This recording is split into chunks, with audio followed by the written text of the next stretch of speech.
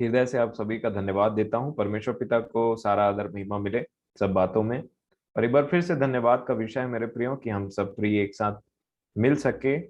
और आगे भी परमेश्वर पिता से यही विनती है कि हम सबों के हृदयों को अपने आत्मा में जोड़ करके रखें, हमारे आत्मा को अपने आत्मा से जोड़ करके रखें, और जो भी आज वचन हम सीखते हैं उससे परमेश्वर पिता को महिमा मिले और सब हम सबको ज्ञान और बुद्धि मिले, जो प्रभु परमेश्वर पिता की इच्छा है आज के दिन में, और वही उनकी इच्छा हम सब के जीवनों से प्रकट हो। मैं इस ऐसी बात तो नहीं है कि आप सब मेरा स्वागत करें, बट फिर भी मैं तहे दिल से आप लोगों ने ऐसा किया है तो मैं फिर से आप सभी को धन्यवाद देता हूं। और जो मेरे आदरणीय हैं सब यहाँ पे बैठे हुए हैं, मैं आपका स्वागत करता हूं, और आप मेरे से ज्यादा आदरणीय हैं और आप इस पूरे मीटिंग को और ज्यादा जीवित बनाते हैं प्रभु के आत्मा में होकर के लिए, इसलिए मैं आप सभी का धन्यवाद देता हूँ। आइए एक प्रार्थना करें परमेश्वर पिता से ताकि हमारी सहायता हो। सर्वशक्तिमान प्रेमी पिता परमेश्वर, पवित्र खुदावन बाप, अपने उद्धारकर्ता प्रभु यीशु मसीह के नाम से आपके चरणों में आते हैं। सारा आदर महिमा हम आपको देते हैं। हम सब एक परिवार होकर के जो आपने हमें बनाया, आप ही के नाम की महिमा के लिए आते हैं। प्रेमी परमेश्वर पिताजी, आज के वचन से आप अपने ज्ञान को जो आप अपने पुत्र में हो करके कलीसिया पर प्रकट करते हैं, उन्हीं बातों को आज हम पर प्रकट करें ताकि हम मसीह के डील डॉल में और बढ़ते चले जाएं, मैच्योर मसीही बन जाएं प्रेमी पिताजी, ताकि प्रभु यीशु मसीह में आपकी महिमा होने वाली हो सके। आज के वचन को जो हमारे बीच में आपने रखा है, बड़े आदर के साथ हम इसे सुने और आपके आत्मा के अगुवाई में इन बातों पर मन लगाएं, और आप हमारे हृदयों को बदल करके रख दे प्रेमी पिताजी। बोलने वाला आपका आत्मा हो खुदावन बाप। मैं किसी भी रूप से अपने जीभ का इस्तेमाल अपनी मर्जी से ना करूं, किसी भी प्रकार का डींग न मारूं, किसी भी प्रकार की बात इधर उधर की ना कहूं, परंतु आपके आत्मा में बड़े भय के साथ में अपने प्रियों के सामने में की बातों को रखने वाला हो सको। आप अनुग्रह और दया करें। आप हमेशा मेरी सहायता करते हैं, मेरे प्रियों की सहायता करते हैं वचनों को सुनने, समझने और उसे मानने के लिए। आपका अनुग्रह हमारे लिए काफी है खुदावन बाप। अपने उद्धारकर्ता प्रेमी पवित्र प्रभु यीशु मसीह में, जिनके अधीनता में आपने सब कुछ कर दिया है, अपने जीवनों को सौंपते हैं, अपने मनों को सौंपते हैं, इंटरनेट कनेक्शंस को और सब बातों को प्रभु यीशु मसीह के नाम से आपसे मांगते हैं, आमीन। कुलूसियों की पत्री पहला अध्याय।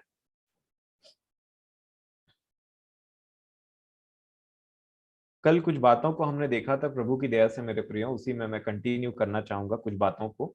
पूरी बातें तो नहीं है, बट कुछ और बातों को हम देखेंगे यहाँ पे।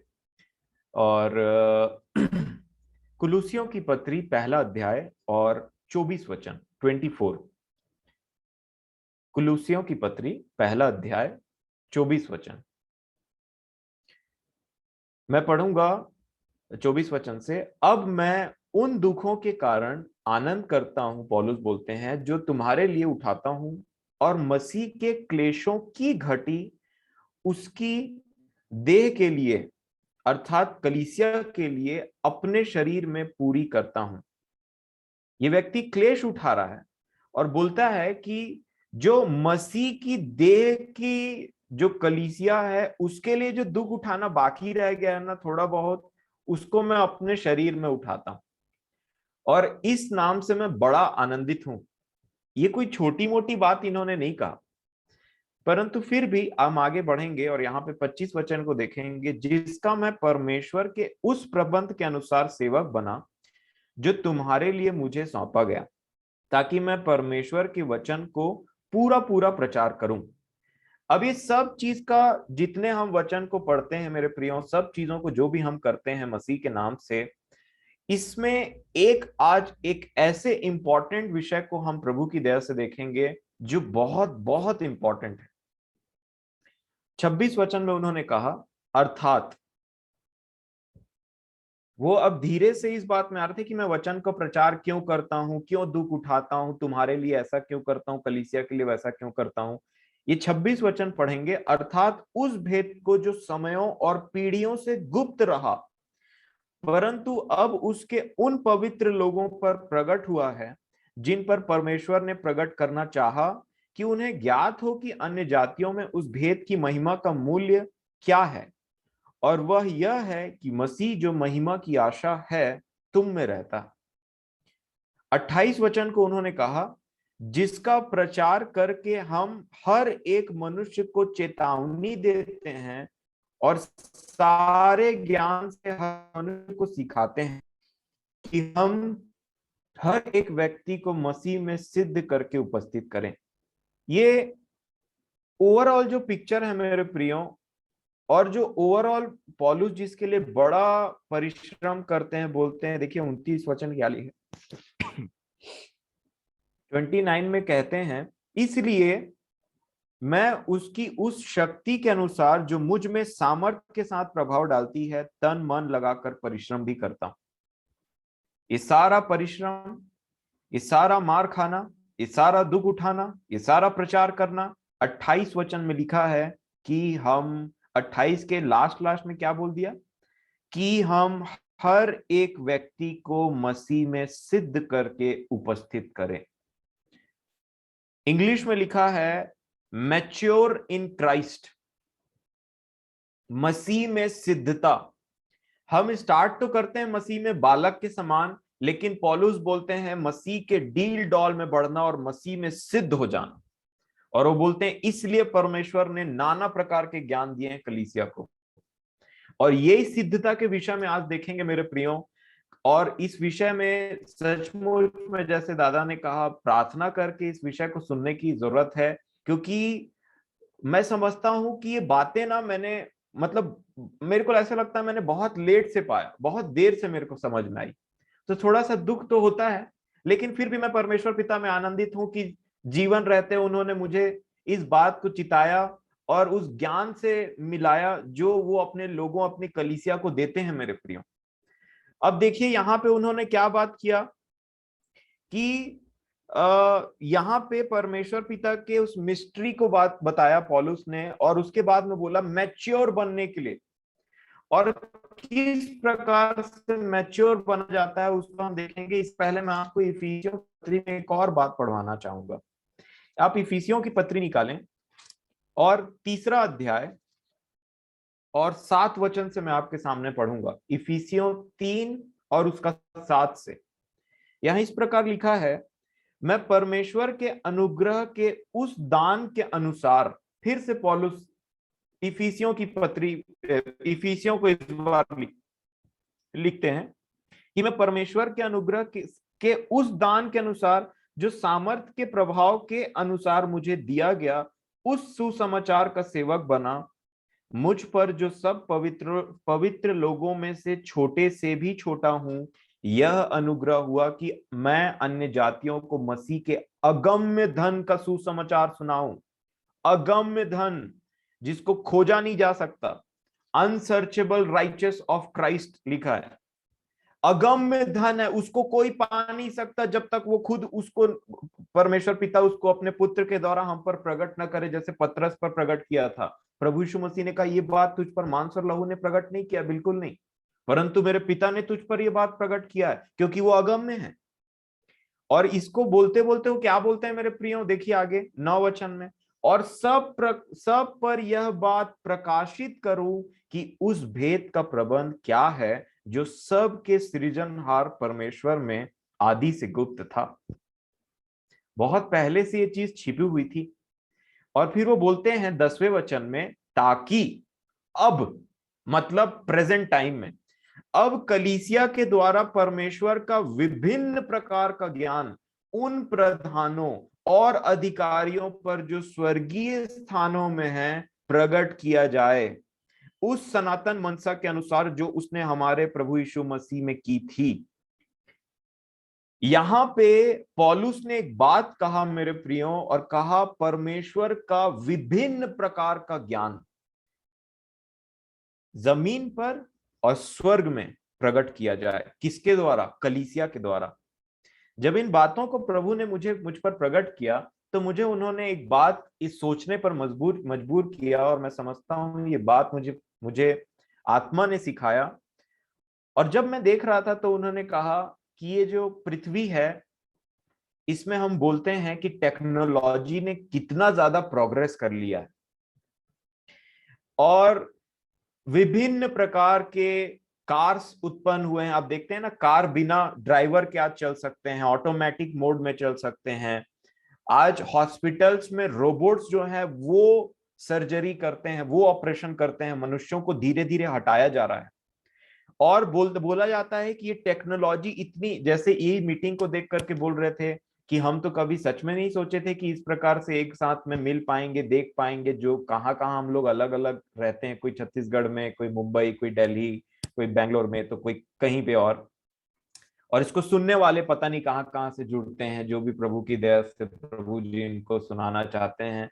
तो मेरे प्रियो, हम भौचक्का रह जाते हैं ऐसी टेक्नोलॉजी में, क्योंकि पहले मनुष्य को बोला जाएगा कि भाई तुम बैंगलोर से जो है कोरबा कितना देर में पहुंच पाओगे, तो पहले वो गाड़ी से बाय रोड ट्रेवल करता तो बहुत टाइम लग जाता, फिर ट्रेन आया, टाइम रिड्यूस हो गया, फिर फ्लाइट आया तो टाइम और ज्यादा रिड्यूस हो गया। तो इस प्रकार से हम देखते हैं कि इस पृथ्वी में टेक्नोलॉजी ने कितना ज्यादा प्रोग्रेस कर लिया है, और लोग इसके पीछे में बहुत ज्यादा ये आकर्षित करता है, बहुत ज्यादा ऐसे लगता है कि अरे ये ऐसा है वैसा है करके। अब ये ईयरफोन है तो बिना वायर वाला ईयरफोन भी लग जाता है, और नाना प्रकार के ज्ञान से परिपूर्ण है ये दुनिया, लेकिन वो सब संसारिक ज्ञान है और सब नष्ट हो जाएगा। एक ऐसा प्रकार का ज्ञान है जो आदि से गुप्त था, और परमेश्वर पिता ने अपने पुत्र में कलीसिया के लिए रखा था मेरे प्रियो, और आज वो बातें प्रकट होती।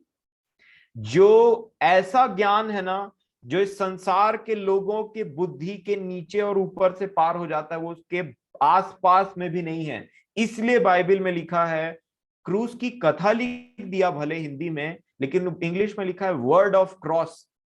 क्रूस की बात जो है, क्रूस के वचन जो है, जो नाश होने वाले हैं उनके लिए मूर्खता है। एक तरफ लिख दिया जो नेचुरल है, जो संसारिक है, जो शारीरिक है, वो आत्मिक बातों को समझ नहीं सकता, वो उसके लिए मूर्खता की बात है। इसीलिए जब कभी परमेश्वर पिता हमें वो ज्ञान प्रकट करते हैं जो मसीह में कलीसिया के लिए रखी हुई है, यहाँ पे इस वचन के अनुसार इफिसियों में, वो बात लोगों के समझ में नहीं आती मेरे प्रियो। और ये वो ज्ञान नहीं है जो वो खोजते रहते हैं, ये तो कुछ अलग ही प्रकार का ज्ञान है, जिसको पा जाने से, जिसमें मसीह की आत्मा है, उनका हृदय तो गदगदा जाता है। और इसी प्रकार से उन्होंने इफिसियों को 3:10 में फिर से बोलूंगा, उन्होंने कहा ताकि अब कलीसिया के द्वारा परमेश्वर का विभिन्न प्रकार का ज्ञान उन प्रधानों और अधिकारियों पर जो स्वर्गीय स्थानों में है प्रकट किया जाए, और ऊपर में लिखा मसीह का अगम्य धन का सुसमाचार सुनाओ। और इसी कड़ी में हम आगे बढ़ते हुए मेरे प्रियो, हमने दो बातों को पॉइंट आउट किया। पहला, परमेश्वर पिता ने मसीह में कलीसिया के लिए वो धन रखा है, वो विभिन्न प्रकार का ज्ञान रखा है जो न पृथ्वी पर प्रकट हुई न स्वर्ग पर प्रकट, परंतु कलीसिया प्रकट करती है। इसीलिए तो पतरस ने अपनी पत्री में लिख दिया कि जब कभी हम प्रभु मसीह के नाम से इकट्ठा होते हैं, ऐसी बातों करते हैं, तो स्वर्गदूत भी उनको सुनने के लिए बड़ी लालसा लगा करके रहते हैं। वो भी सुनते रहते हैं कि क्या बात प्रकट कर रहा है परमेश्वर अपनी आत्मा के द्वारा, अपनी मसीह की कलीसिया के द्वारा। नहीं तो स्वर्गदूतों को हम हमारी बात सुनने के लिए क्या मतलब।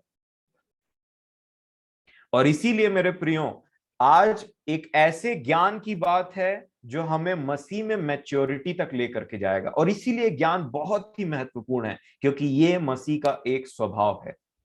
और मसीह के स्वभाव का ज्ञान के बारे में आज हम एक बात को देखेंगे, जिसको बहुत सारे मसीही, बहुत, मैं तो नहीं जानता कितना परसेंट और कितने लोग और कितने सारे, परंतु मैं एज अ मसीही बोलने से मैं इसलिए बोलता हूं बहुत सारे, क्योंकि ना मैंने ऐसी बातों को बहुत ज्यादा सुना, और ना मैंने पढ़ते समय ये बात मुझ पर अभी तक ऐसे प्रकाशित हुई थी। लेकिन जब प्रभु ने मुझे ये बातों को दिखाया, तो वही बात मैं अपने प्रियों के सामने में, आप लोगों के सामने में जो प्रभु के भी प्रिय हैं, इन बातों को बताना चाहूंगा।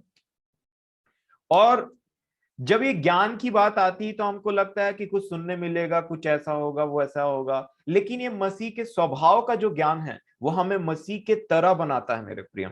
और मसीह के बारे में जब मैं पढ़ता हूं तब लिखा है, अब देखिए, मसीह जो है इस पृथ्वी के बनाए जाने से पहले वो आदि है और वो अंत है, और जितना इसके बीच में जो कुछ भी आता है वो सब मसीह के पांव के तले परमेश्वर पिता ने कर दिया। और इसीलिए हमको समझना है कि उसके पांव के तले जब परमेश्वर पिता ने सब कुछ कर दिया, तो ये जो प्रोसेस था, ये क्रूस की बात जो आई, उसमें हम देखते हैं कि मसीह जो परमेश्वर का स्वरूप था, जो प्रधानताएं और सब चीजें उसके अधीनता में रख दी गई थी, उसको लोगों ने रिजेक्ट किया था। यशाया नबी की पुस्तक में लिखा है, वो लोगों का त्यागा हुआ था। अगर आप 53 अध्याय को अच्छे से पढ़ेंगे तो, रिजेक्टेड बाय मैन, और ऐसी ऐसी बात लिखी कि उसको कोई पसंद नहीं करता था, लोगों का त्यागा हुआ था। और उसी मसीह के लिए एक कुछ बातों को हम देखेंगे कि अगर हमको, जब प्रभु यीशु मसीह बोलते हैं कि मैं जैसा जयवंत हुआ और अपने पिता के सिंहासन पे बैठा हूं, अगर तुम भी जयवंत होगे तो तुम भी मेरे साथ मेरे पिता के सिंहासन में बैठोगे। ये एक बहुत बड़ी बात है मेरे प्रिय, बहुत बड़ी बात है। अगर आप प्रेरितों प्रकाशित वाक्य में इसको पढ़ना चाहेंगे, क्योंकि मैं कोई भी बात आपके मन में डाउटफुल नहीं रखना चाहता, इसलिए हम कुछ वचनों को पढ़ना बहुत ही जरूरी। प्रकाशित वाक्य 3 अध्याय 21 वचन, 3 के 21 में प्रभु यीशु मसीह ने एक बात कहा। प्रकाशित वाक्य 3 के 21 में, जो जय पाए मैं उसे अपने साथ अपने सिंहासन पर बैठाऊंगा, अपने साथ अपने सिंहासन पर बैठाऊंगा। और उनका सिंहासन, किसका सिंहासन? आगे लिखा है, जैसे मैं भी जय पाकर अपने पिता के साथ उसके सिंहासन पर बैठ गया। जय पाकर पिता के साथ पिता के सिंहासन में बैठ जाना, तुम जय पाओगे तो तुमको भी मैं अपने साथ अपने पिता के सिंहासन में बैठाऊंगा। ये बहुत बड़ी बात है मेरे प्रिय। और ऐसा जो पोजीशन है ना, ये क्या बोलना चाहिए उसको, जो इमैच्योर है ना, जो इमैच्योर है, जो सयाने नहीं हुए, उनको कभी भी बड़ा पोजीशन नहीं दिया जाता मेरे प्रिय, कभी भी उनको बड़ा पोजीशन नहीं दिया जाता, नहीं तो कुछ का कुछ कर देंगे। और सयानापन कब आता है? मैच्योरिटी कब आती है? इमैच्योरिटी के साथ। बार बार इनमेच्योरिटी में गिरना उठना चलते रहता है, और एक दिन हम स्टेबल होते हैं प्रभु के अनुग्रह से मेरे प्रियो। क्योंकि मैं समझता हूं कोई भी मैच्योर इंसान इमैच्योरिटी के बिना मैच्योरिटी तक नहीं पहुंच सकता। और इसी मैच्योरिटी को सयानापन लाने के लिए पौलुस वहां कुलुसियों की पत्री में वहां पे बोलते हैं, ताकि तुम सयाने हो जाओ, मसीह की परिपूर्णता तक पहुंच जाओ, ऐसा बोलते हैं। तब ना वो आशीषें जो रखा है उसको मिल पाएंगी। और ये जो बोलते हैं, प्रभु यीशु मसीह ने क्या कहा अभी, जो जय पाए उसे मैं यहां बैठा दूंगा। जैसे मैं जय पाया, मतलब हर एक बात में हमारा आचरण मसीह का सा होना चाहिए। और मसीह की जब बात आती है तो एक पॉइंट के बारे में शायद ज्यादा लोग बात करना नहीं चाहते हैं, और वो है दुख उठाना। और परिपूर्णता तो दुख उठाने में वास करती है। और इसीलिए हम कुछ वचनों को पढ़ेंगे। मैं टाइम मैनेजमेंट में थोड़ा सा खराब हो जाता है मेरा, पर प्रभु मेरी सहायता करें, क्योंकि एक के बाद एक मेरे दिमाग में बहुत सारे वचन आने लग जाते हैं, ऐसा लगता है इसको भी उसको भी। परंतु मैं कुछ बातों को आपके प्रभु के हाथ में छोड़ता हूं, और मैं परमेश्वर पिता से ये विनती करता हूं कि वो उन बातों को आप पर जरूर प्रकट करें। तो कुछ बातों को ही हम देखेंगे। पहला पत्रस और दूसरा अध्याय, पहला पत्रस दूसरा अध्याय और 19 वचन। पहला पत्रस दूसरा अध्याय 19 वचन, वो बोलते हैं, क्योंकि यदि कोई परमेश्वर का विचार करके अन्याय से दुख उठाता हुआ क्लेश सहता है तो यह सुहावना है। क्योंकि यदि तुमने अपराध करके घूसे खाए और धीरज धरा तो इसमें क्या बड़ाई की बात है। पर यदि भला काम करके दुख उठाते हो और धीरज धरते हो तो यह परमेश्वर को भाता है, और तुम इसी के लिए बुलाए भी गए, इसी के लिए ही बुलाए गए हो। क्यों बुलाए गए मसीह में? दुख उठाने के लिए, दुख उठाने के लिए बुलाए गए हो। कब दुख उठा के? अच्छा करने के बाद दुख उठा के बुलाए। अच्छा करते हो, उसके बाद दुख उठाते हो, तो इसमें अचंभा मत करो, तुम इसीलिए बुलाए गए हो। इस संसार में बहुत सारे शब्द हैं कि उसने उसको ठग दिया, उसने उसको बेवकूफ बना दिया, तो तुमको पता नहीं है कि लोग बेवकूफ बनाते हैं, आजकल भलाई का जमाना नहीं है। इन सब बातों को एक मसीह जानता है और बोलता है मेरे को पता है भाई, मेरे को पता है कि वो ऐसा है, परंतु फिर भी हम ठगाने वाले लोग हैं, मैं बोलना चाहूंगा, जो जानबूझ करके ठगाते रहते हैं, जो जानबूझ करके जानते रहती कि हमारे साथ दुख वो चीज हो रहा है, गलत हो रहा है, हम उस चीज के लिए, हम उसको पता है वो हमारे लिए गलत हो रहा है, परंतु अगर गलत को सहते हैं तो वो महिमा की आत्मा हम में वास करती ही, लिखा हुआ है। और इसी के लिए तो तुम बुलाए गए हो। बाइबल में लिखा हुआ है, जैसे हम पिछले दिनों में प्रकाशित वाक्य में देख रहे थे, बुलाए हुए, चुने हुए और विश्वास योग्य। तो बुलाए जाने का तो पहला क्राइटेरिया यही है कि दुख उठाओ। क्योंकि अगर मैं तालिबान में जाकर के अभी पहुंच जाऊं वहां पे, तो मेरे साथ में कोई बहुत अच्छा व्यवहार नहीं होगा, क्योंकि मैं वहां का नहीं हूं। अगर मैं एक ऐसे जगह में पहुंच जाऊं जहां जहां मेरे लिए नहीं, आप समझ रहे हैं मैं क्या बोलना चाह रहा हूं, जैसे तालिबान, अफगानिस्तान, ये सब चीजों में ऐसा टेररिस्ट वाला इलाका है, वहां पहुंच जाऊं और फिर सोचूं कि मेरे साथ में बहुत अच्छा होगा। तो अगर मैं आपको बोलूं कि आपका टिकट हो गया है अफगानिस्तान का और तालिबान का फ्री में, और वहां पे आपको जा करके रहना 1-1.5 महीना तक, तो आपको मन में तो आप ठान करके ही जाएंगे वहां मेरे साथ कुछ अच्छा नहीं होगा। उसी प्रकार मैं और आप इस पृथ्वी में है मेरे प्रियो। इसीलिए बार बार वचन बोलता है कि तुम अपने आप को सोजर्नर जानो, यहाँ पे है ना, सोजर्नर जानो। एक व्यक्ति बोलते हैं ना कि घूमने आए हो, या फिर एक जर्नी के समान में, घूमने नहीं जर्नी के समान में है यहाँ पे, जहां यहाँ से वापस जाना है। और जिस प्रकार मसीह को यहाँ पे कुछ भी आनंद नहीं पहुंचा और कुछ भी अच्छी चीज उनको संसार के रूप से प्राप्त नहीं हुई, ना परिवार के तरफ से, ना मित्रों के तरफ से, ना किसी की तरफ से, उसी प्रकार लिखा है वो रिजेक्टेड थे, हर लोगों ने उनको रिजेक्ट कर डाला। तो रिजेक्शन हमारा है। दूसरों के बदले कई कई बार हम अपने आप को सामने कर देते हैं कि नहीं भाई चलो ये गलती हमसे हो जाती थी, ये कुछ भी दुख उठाने के लिए ना हमको कभी भी पीछे नहीं हटना है मेरे प्रियो। भले ही आपका कितनों भी करीबी व्यक्ति आपके बारे में जिसको पता चलेगा वो आपको डायरेक्टली बोलेगा आप तो भाई थोड़े से जोजुआ टाइप का काम करते, यहाँ पे तो आप आराम से बच सकते थे, यहाँ पे आपका गलती नहीं था तो क्यों नहीं बोला उसके सामने, कभी कभी ऐसी बात हो जाती। परंतु हम जानते हैं और हमको जानना चाहिए मेरे प्रियो कि हम यहाँ दुख उठाने के लिए आए हैं। और मसीह का स्वभाव क्या था, दूसरे के बदले में दुख उठाना। ये मसीह का, यीशु का लहू हाबिल के लहू से उत्तम गवाही देता है, उत्तम बातें बोलता है।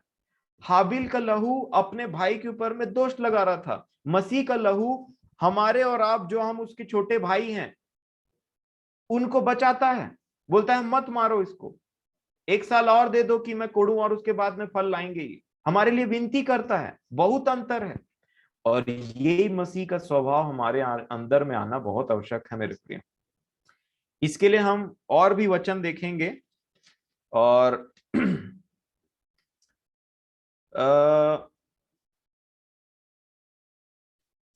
मैं बोलना चाहूंगा कि चलिए इब्रानियों की पत्री से एक बात पढ़ते हैं। इब्रानियों की पत्री 11 अध्याय और 24 वचन।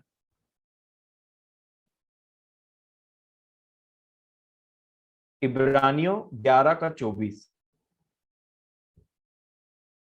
अब मैं आपसे इससे पहले बोलना चाहूंगा, यीशु ने स्वयं कहा था अपने मुंह से कि इससे पहले कि अब्राहम था मैं हूं।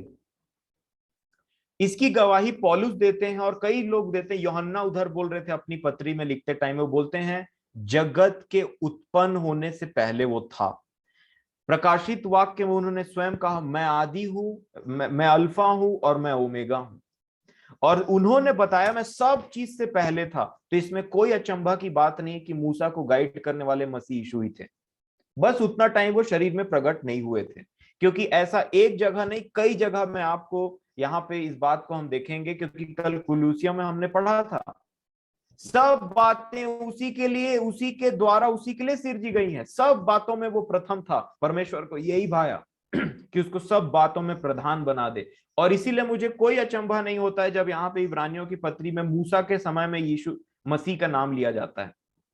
इब्रानियों 11 का 24 में ऐसा लिखा है, विश्वास ही से मूसा ने सयाना होकर, देखिए मैच्योरिटी की बात लिखी है मेरे प्रियो, एक व्यक्ति कभी भी पाप से तभी छूटता है जब वो सयाना हो जाता है।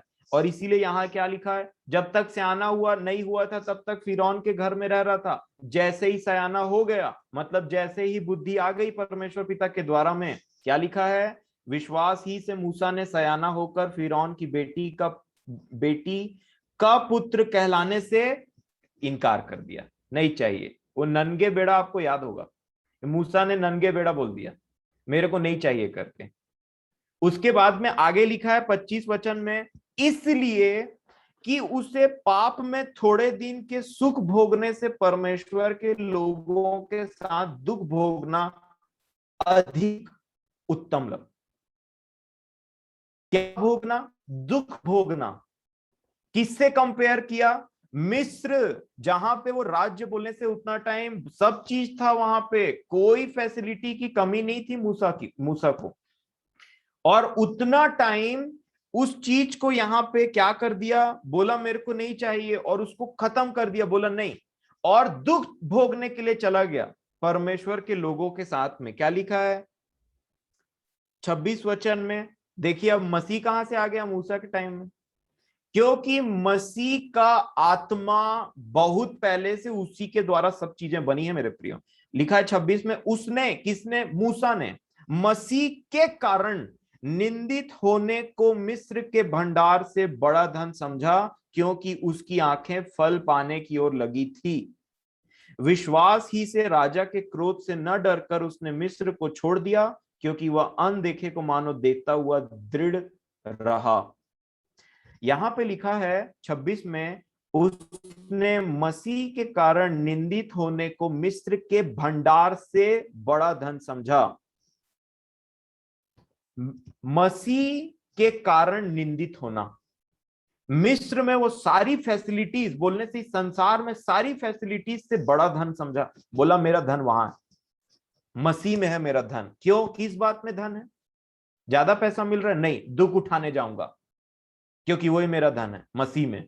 मसीह की आत्मा है ही दुख उठाने वाली आत्मा, वो मेरा धन है और मैं मसीह की आत्मा को फॉलो करूंगा। और क्या लिख दिया 25 वचन में, इसलिए कि उसे पाप में थोड़े दिन के सुख, ये थोड़ा दिन का जीवन है, हम तो जानते हैं कभी ये जो टाइम स्पैन है ना इतना जल्दी पार हो जाता है कि समझ में नहीं आता। और मुझे कोई आश्चर्य नहीं होता जब हमारे बुजुर्ग बोलते हैं कि अरे इतना जल्दी बड़ा हो गया, इतना जल्दी समय पार हो गया। उस दिन बोला जा रहा था कि इतना जल्दी रिटायर हो गए, पता ही नहीं चला, अचंभा होने लग गया। ये थोड़े दिन का समय है मेरे प्रियो, और इसीलिए हम सब इस बात के लिए निर्णय ले लें कि हमें भी मसीह के लिए दुख उठाने को, इस संसार के ये जो एक कूड़ा कचड़ा वाला जो एंजॉयमेंट बोलते हैं ना यहाँ पे, उसको खत्म करके मसीह के पीछे भाग जाना है और उसी में ही दुख उठाना है। हमको, आपको कोई समझ नहीं पाएगा, याद रखिएगा। आपको न जाने अलग अलग तरीके के नाम भी दिए जाएंगे जब अभी इस प्रकार का जीवन जिएंगे तो। और इसी प्रकार मेरे प्रियो, जब मूसा भी ना अब मिस्र से फिरौन की बेटी और वो सब राज्य को छोड़ के निकले होंगे, तो मैं तो समझता हूँ मूसा के माता पिता को जब पता चला होगा कि वो चला गया, तो वो सोचे होंगे कि अरे कहाँ चला गया ये इतना अच्छा जगह को छोड़ करके, अभी तो सयाना हो रहा था, धीरे से हो सकता है हमको भी ले जाता। या कुछ भी चीज ऐसा उनके दिमाग में आ रहा होगा कि अरे भाई इसके इसके पास में तो राज्य घराने में इसको पहुंचाया गया, वहां से भाग गया ये। तो ये जो मूसा के घर वालों को ना मैं समझता हूं, और मूसा के चारों तरफ जो भी उसको जानते होंगे, या मूसा के घर वाले मैं बोलूंगा अभी, उनको समझ में नहीं आया होगा अरे कहाँ चला गया बिना मतलब का, ये लड़ाई झगड़ा में पड़ गया, उसके चलते मार डाला उसको, अब वहां से चला गया। लेकिन मूसा को पता था कि मैं निंदित होने को इस राज्य में ना, क्योंकि वो सयाना हो गए थे, तो इससे अब निकलना जरूरी है, और वो निंदा को सहना उन्होंने ज्यादा जरूरी समझा और अच्छा समझा और निकल गए वहां से। और आज मैं समझता हूँ मूसा कहाँ होंगे, और वो लोग जो मिस्री में उतना टाइम थे, और जो लोग भी उसको समझ वो कहाँ होंगे, तो आप और मैं थोड़े दिन बाद में जान ही जाएंगे।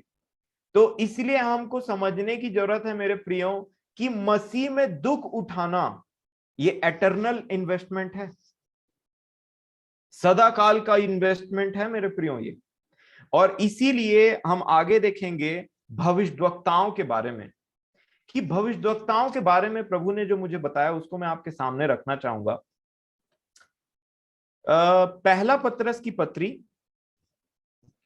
और उसका पहला अध्याय और 10वें वचन को देखिए क्या लिखा हुआ है। पहला पतरस पहला अध्याय 10वां वचन लिखा है, उसी उद्धार के विषय में उन भविष्यद्वक्ताओं ने, देखिएगा भविष्यद्वक्ताओं के बारे में क्यों इंपॉर्टेंट है ये, और कैसे पुराने नियम के भविष्यद्वक्ताओं को भी मसीह से कनेक्ट कर दिया, क्योंकि मूसा भी तो एक भविष्यद्वक्ता थे। पहला पतरस पहला अध्याय 10 वचन, इसी उद्धार के विषय में उन भविष्यद्वक्ताओं ने बहुत खोजबीन और जांच पड़ताल की, जिन्होंने उस अनुग्रह के विषय में जो तुम पर होने को था भविष्यवाणी की थी। कि हम भविष्यवाणी कर रहे भाई, हमको भी तो थोड़ा सा इसमें से भाग मिले। उसके बारे में उन्होंने खोजबीन की, कितनी अच्छी बात होने वाली है, उनको खोजबीन में लगे थे। परंतु 11 वचन में क्या लिखा है, उन्होंने इस बात की खोज की कि मसीह का आत्मा जो उनमें था, मसीह का आत्मा किन में था, उनमें था, भविष्यद्वक्ताओं में था। तो मसीह का आत्मा जब भविष्यद्वक्ताओं में होता है तो क्या होता है, आगे क्या लिखा है, और पहले ही से मसीह के दुखों की और उसके बाद होने वाली महिमा। दुखों के बाद क्या आता है, महिमा, अगर मसीह में होता है।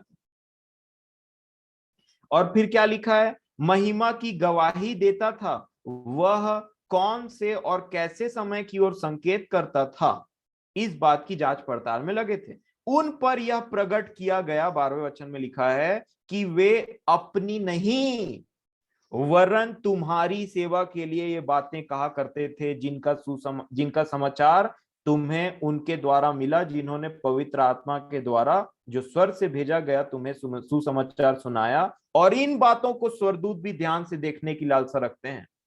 इतनी इंपॉर्टेंट और गंभीर बात है। और ये आप देखिए, जो भविष्यद्वक्ता में मसीह की आत्मा, ये बात का कंफर्मेशन इस वचन से मिल जाता है। और उनकी सेवकाई को तो देखिए, वो जो सेवकाई कर रहे थे वो एक्चुअल में हमारे लिए कर रहे थे, आने वाली कलीसिया के लिए कर रहे थे, अपने लिए कुछ नहीं कर रहे थे। ये मसीह की आत्मा जो निष्कपट मन से दूसरों की सेवा करता है। दूसरा वचन आपको अब मैं लिंक कराता हूं। ये अगर आप याकूब, इसी में याकूब की पत्री खोलेंगे और 5वां अध्याय और 7 वचन से बोलते बोलते याकूब भी भविष्यद्वक्ताओं के बारे में बात करते हैं। देखिए तो क्या लिखा है, याकूब की पत्री 5 अध्याय 7 वचन में लिखा है, इसलिए हे भाइयों, प्रभु के आगमन तक धीरज धरो। देखो, किसान पृथ्वी की बहुमूल्य फसल की आशा रखता हुआ प्रथम और अंतिम वर्षा होने तक धीरज धरता है। तुम भी धीरज धरो और अपने हृदयों को दृढ़ करो, क्योंकि प्रभु का आगमन निकट है। धीरज धरने के लिए बोल रहा है। 9वें वचन में क्या लिखा, हे भाइयों, एक दूसरे पर दोष ना लगाओ, ताकि तुम दोषी ना ठहरो। देखो, हाकिम द्वार पर खड़ा है। हे भाइयों, अब देखिए क्या लिखा है भविष्यद्वक्ताओं के बारे में मेरे प्रियो, 10वें वचन में, हे भाइयों, जिन भविष्यद्वक्ताओं ने प्रभु के नाम से बातें की, उनको दुख उठाने और धीरज धरने का एक आदर्श समझो। पतरस ने तो कहा कि मसीह को आदर्श समझो, इब्रानियों में लिखता मसीह को आदर्श समझो। अब ये भविष्यद्वक्ताओं का रिलेशन मसीह के साथ में तो पतरस ने कर दिया, और ये भविष्यद्वक्ताओं का रिलेशन है दुख उठाने के नाम से मेरे प्रियो। चाहे वो यर्मिया हो, चाहे यशाया हो, सबों ने दुख उठाया, और सब उसमें दुख उठाते उठाते सो गए, और उनमें मसीह की आत्मा थी। और इस बात को प्रभु ने मुझे दिखाया प्रकाशित वाक्य की पुस्तक उसका 22 अध्याय में। एक बात यहां पे लिखी, प्रकाशित वाक्य की पुस्तक 22:6 में क्या लिखा है, प्रकाशित वाक्य 22 अध्याय और उसके 6वें वचन में ऐसा लिखा है, फिर उसने मुझसे कहा, ये बातें विश्वास के योग्य और सत्य हैं। अब सुनिए आगे क्या लिखा है, प्रभु ने जो भविष्यद्वक्ताओं की आत्मा का परमेश्वर है। क्या लिख दिया? प्रभु ने जो भविष्यद्वक्ताओं की आत्मा का परमेश्वर है। प्रभु भविष्यद्वक्ताओं की आत्मा का परमेश्वर, इसीलिए लिखा मसीह की आत्मा जो उन भविष्यद्वक्ताओं में थी। मसीह को जान करके मूसा लिखा, मसीह को जान करके पतरस बोलते हैं उन भविष्यद्वक्ताओं ने भविष्यवाणी की। और सब में एक बात कॉमन है मेरे प्रियो, उन्होंने अच्छे कार्य के लिए दुख उठाया, अच्छे कार्य के लिए दुख उठाया। और ये मसीही जीवन है मेरे प्रियो। इसीलिए रोमियो की पत्री में ऐसा लिखा, अगर मसीह का आत्मा तुम्हें नहीं है तो तुम उसके जन नहीं, ऐसा लिखा है। तो मसीह का आत्मा अगर हम में है तो हम तो दुख उठाते उठाते, मैं समझता हूं हमको तो पौलुस और दूसरे चेलों के समान हो जाना चाहिए और बोलना चाहिए कि कम से कम हम मसीह के कारण दुख उठाने के लायक तो ठहरे। पौलुस तो बोल रहे हैं मैं तो खूब आनंदित होता हूं कि मैं मसीह में तुम्हारे लिए दुख उठाता हूं। और यही है मेरे प्रियो ज्ञान परमेश्वर का छिपा हुआ जो कलीसिया पर प्रकट होता है। अब ये ज्ञान को ज्ञान बोलेंगे आप? क्या लगता है आपको? ये ज्ञान ज्ञान है? ये दूसरे ज्ञान के समान में नहीं दिखाई देगा जो मन भावना, ये तो खूब कड़वा लगता है स्टार्टिंग में, परंतु यही तो ज्ञान है जो कलीसिया के लिए प्रकट किया कि तुमको दुख उठाना पड़ेगा, तुमको दुख सहना पड़ेगा। और इसीलिए इब्रानियों की पत्री में एक बात को लिखा है। अगर आप इब्रानियों 12 अध्याय देखेंगे तो पूरे ये गवाही की जितने विश्वास की सब गवाही को लेकर के उन्होंने जब बात को रखा है ना, 11 अध्याय इब्रानियों को हम विश्वास की गवाही के समान में जानते हैं, पूरे विश्वास की बात लिखी है वहां पे। तो 12 अध्याय और 2 वचन को क्या लिखा, मैं थोड़ा सा जल्दी कुछ वचनों को मतलब थोड़ा फास्ट फॉरवर्ड करूंगा यहां से। 12 के 2 में वो बोलते हैं, और विश्वास के कर्ता और सिद्ध करने वाले यीशु की ओर ताकते रहे, जिसने उस आनंद के लिए जो उसके आगे धरा था लज्जा की कुछ चिंता न करके क्रूस का दुख सहा और परमेश्वर के सिंहासन की दाहिनी ओर जा बैठा। अब देखिए तीसरे वचन में क्या लिखा है, इसलिए उस पर ध्यान करो, उस पर, यीशु पर ध्यान करो, जिसने अपने विरोध में पापियों का इतना विरोध सह लिया कि तुम निराश होकर के साहस न छोड़ दो। क्यों? क्योंकि तुम पर भी जब मसीह की आत्मा आएगी तुम भी दुख उठाओगे। और जब तुम दुख उठाओगे तो हो सकता है मन में निराश हो जाओ। संसार के साथ में बहुत अच्छा अच्छा होते रहता है, हमारे साथ में हरदम लोग बुराई करते रहते हैं, ये है वो है। इस निराशा से बचाने के लिए हमको बोला हमेशा क्रूस के ऊपर में मसीह को देख लेना, हमेशा यीशु को देखते रहना, मसीह को, यीशु को देखते रहना क्रूस में, किस प्रकार उसने पाप से लड़ते लड़ते अपना खून बहा दिया सिर्फ मेरे और आपके लिए मेरे प्रियो, ताकि मैं और आप निराश ना हो जाएं दुख उठाते उठाते, मैं और आप निराश ना हो जाए गरीबी में, दुख में, परेशानी में, बीमारी में, अत्याचार में, इन सब बातों में हमारा मन ना टूट ना जाए कि मेरा परमेश्वर मेरा प्रभु कहाँ है। और इसीलिए मसीह ने हमारे लिए इतना दुख सहा, इतना दुख सहा कि जब कभी हम मसीह की तरफ देखें ना हमारा दुख हमको बहुत छोटा जान पड़े और हम आनंदित हो जाएं कि मेरे मसीह ने अब मेरे खातिर, जब मैं उसका विरोधी था, दुश्मन था मैं परमेश्वर का, मन से क्रोधी और उससे अलग किया हुआ था, उसने मुझे प्रेम से जीत लिया। और यही स्वभाव हमको भी रखना है मेरे प्रियो, दूसरों के लिए, दूसरों के लिए अब दुख उठाना, निंदित होना, बिना मतलब के अपने ऊपर में उन चीजों को अलाउ कर देना, ये ऐसी बात है जो ये संसार के लोगों को समझ में नहीं आती। इसीलिए संसार के लोगों को, कुछ जो दिमाग से ज्यादा बुद्धि तेज है इस दुनिया के, उनको परमेश्वर की बात आज तक कभी समझ आई नहीं। और इसीलिए लिखा है कुरिन्थियों की पत्री को लिखते टाइम में पौलुस ने साफ साफ बता दिया कुरिन्थियों को, कलीसिया को, पहली पत्री के लिखते टाइम में कि तुम जो ज्ञान के पीछे में बहुत ज्यादा पीछे पीछे कूद रहे हो, तो याद रखना ये जो दुनिया ज्ञानी है इनको बात समझ में नहीं आती परमेश्वर की, इसीलिए हाकिमों के ज्ञान से सावधान रहना। और पहला कुरिन्थ मैं पढ़ूंगा, आप इन वचनों को जानते हैं, तो पहला कुरिन्थियों 1 अध्याय 18 वचन में कहा, क्योंकि क्रूस की कथा, मैं बोलना चाहूंगा क्रूस की बात, बहुमूल्य बात, नाश होने वालों के लिए मूर्खता है।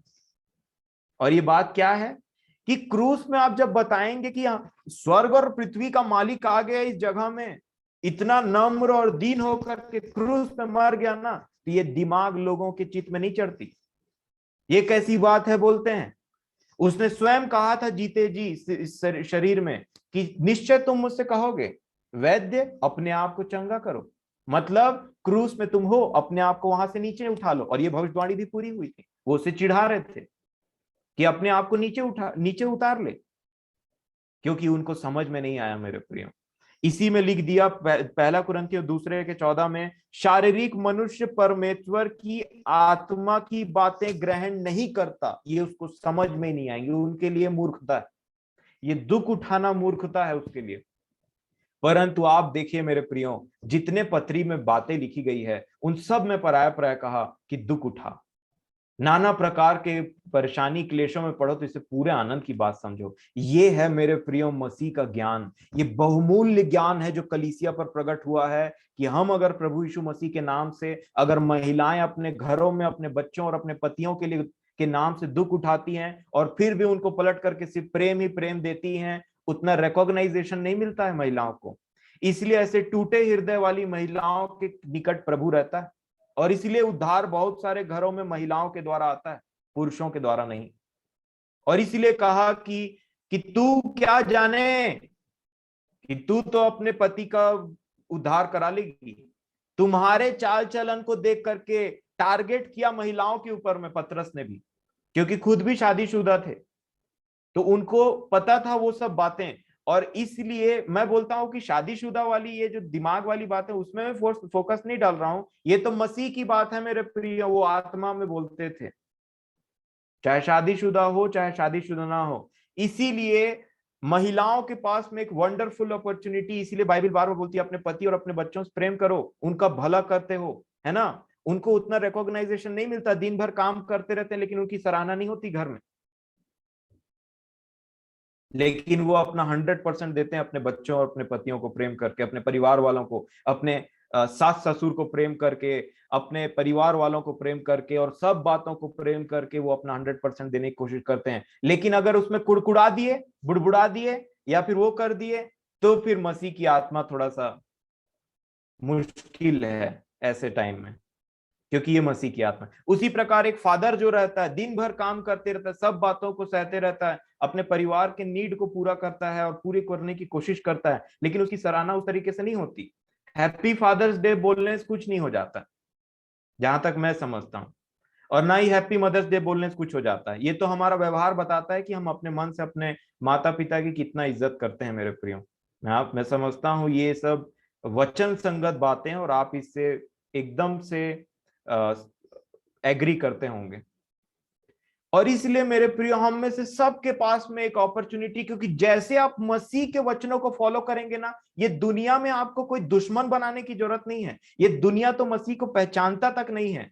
और जैसे ही आप उन चीजों को लेने की चलने की कोशिश करेंगे ना, बहुत तकलीफ होगा, बहुत तकलीफ होगा। लोग अपना अपना ज्ञान और अपना अपना अनुभव आपके साथ में शेयर करेंगे कि भाई यहाँ पे ऐसे ही होता है और ऐसे ही होता आया रहेगा और तुमको भी ऐसे ही चलना पड़ेगा। लेकिन हम बोलते हैं अपने मन में कि प्रभु, ये ज्ञान को, इतना बहुमूल्य ज्ञान को प्राप्त करने के बाद में, चाहे दुनिया हमको जोजवा बोले, चाहे दुनिया हमको बेवकूफ समझे, चाहे दुनिया हमको कुछ भी क्यों ना बोलते रहे, हमको तो एक बात पता है कि जितना दुख उठाएंगे आपके नाम से उतना महिमा मिलेगी ये शरीर के सो जाने के बाद में। और इसीलिए मेरे प्रियो ये बातें बहुत ही अनमोल हैं, बहुत ही अनमोल बातें। अब होता क्या है, प्रैक्टिकल बात, मुझे असाफ की एक प्रैक्टिकल बात बहुत याद आती है जो भजन संहिता 73 में बोलते हैं। भजन संहिता अगर आप 73 निकालेंगे तो मैं आपको कुछ बात दिखाना चाहूंगा यहाँ पे। फिर से एक बार प्रभु ने जो मेरे मन में डाला उसको बोलना चाहूंगा। भजन संहिता 73 और एक वचन से देखिए, ये बहुत कॉमन सी बात है मेरे प्रियो। और ये ऐसी चीज है कि बिना पाप की आप परमेश्वर से दूर चले जा सकते हैं। हालांकि एक तरीके का अविश्वास वाला पाप ही है, परंतु बिना कोई बहुत बड़ा पाप किए मन, जो बोलते हैं ना, मन खट्टा हो गया, मन थोड़ा सा ऐसा हो गया, मन निराश हो गया, ये वो वाली बात है मेरे प्रियो, जिससे आसाफ जैसा भजन संहिता लिखने वाला एक व्यक्ति लड़खड़ा गया था, बोलता मेरे पांव डगमग उखड़ने पर थे, स्लिप करने पर थे। भजन संहिता 73 एक वचन से मैं आपके सामने पढ़ूंगा। वो बोलते हैं सचमुच इज़राइल के लिए अर्थात शुद्ध मन वालों के लिए परमेश्वर भला है। मेरे डग तो उखड़ना चाहते थे, मेरे डग फिसलने पर ही पर थे। क्यों भाई? देखते जाइए बस। क्योंकि जब मैं दुष्टों का कुशल देखता था तब उन घमंडियों के विषय डाह करता था। मैं दुष्ट को बड़ा फलते फूलते देख रहा हूं, मेरे को जलन होता था, एनवी होता था मेरे को उन लोगों के लिए कि मैं तो परमेश्वर के रास्ते में चलता हूं, दुख उठाता हूं और उसके दिए हुए वचनों को मानने की कोशिश करता हूं, परंतु मेरे साथ में बहुत बुरा बुरा होते रहता है। और ये जो दूर हैं, दुष्ट बोलने का मतलब से जो परमेश्वर का भय नहीं खाते, ऊपर से उनको कोई लेना देना नहीं है उस चीज से, उनके साथ तो कभी बुरा होता ही नहीं। लिखा है 4 वचन में, क्योंकि उनकी मृत्यु में वेदनाएं नहीं होती परंतु उनका बल अटूट रहता है। उनको दूसरे मनुष्यों के समान कष्ट नहीं होता और अन्य मनुष्यों के समान उन पर विपत्ति नहीं पड़ती। बिल्कुल चैन और सुख से रहते हैं, बड़े ठसके से जीवन बिताते हैं। सेम वो उसके जैसे, वो लाजर था ना, और वो धनवान पुरुष। तो धनवान पुरुष ऐसा जीता था डेली, मानो कि डेली पार्टी है उसके घर में, डेली धूमधाम से जीता था पूरे उससे, उसको कोई तकलीफ नहीं हुआ संसार में। परंतु वही लाजर बेचारा, आप जानते हैं कि कैसा डिस्क्रिप्शन दिया गया उसके बाद। और जब ऐसा होता है ना किसी के जीवन में, किसी मनुष्य के जीवन में, कि कोई दुख मुसीबत परेशानी नहीं होती, तो उसका रिजल्ट ना 6वां वचन होता है, जो कि बहुत खतरनाक है। 73 का 6वां वचन लिखा है, इस कारण, क्यों? क्योंकि उनको कोई तकलीफ नहीं है, इस कारण अहंकार कुनके गले का हार बना है और है उनका ओढ़ना उपद्रव है। उनको कोई दुख प्रॉब्लम नहीं होता, कुछ मुसीबत नहीं आती है, बड़े अच्छे से रहते हैं। इस कारण वो अहंकारी हैं। और आप जानते हैं कि अहंकारियों से, सब मन के अहंकारियों से परमेश्वर घृणा करता है। इसीलिए वो हमको तोड़ता है, ब्रेक करता है, ताकि हम अहंकारी नहीं बने परंतु नम्र और दीन बन जाए, जिसके साथ में वो संगति कर सके। मेरे प्रियो, ऐसे सिचुएशंस को, ऐसे परेशानियों को हमारे जीवन में परमेश्वर पिता अलाउ करते हैं ताकि हम मसीह के समान बने और दुख उठाने से प्रेम करने लगे।